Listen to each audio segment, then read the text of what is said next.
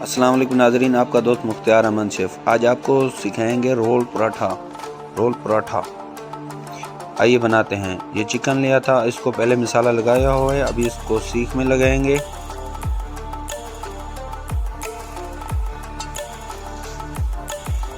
ये सीख में लग चुका है, अभी कोले की आग पे इसको पकाएंगे हल्की आंच पे।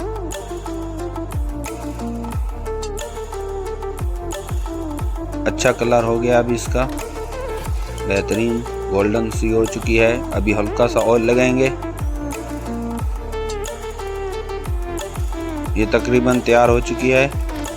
अभी इसको सीख से निकालेंगे।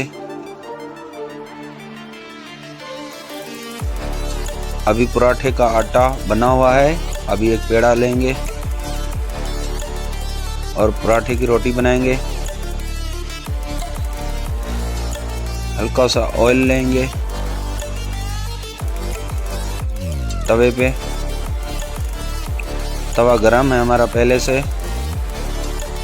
अभी पराठे की रोटी बना ली है, अभी इसको पकाएंगे, बाद में ऑयल में डालेंगे इसको ताकि गोल्डन कलर आ जाए। हल्का हल्का हिलाना है इसको, एक जगह पे नहीं रोकना।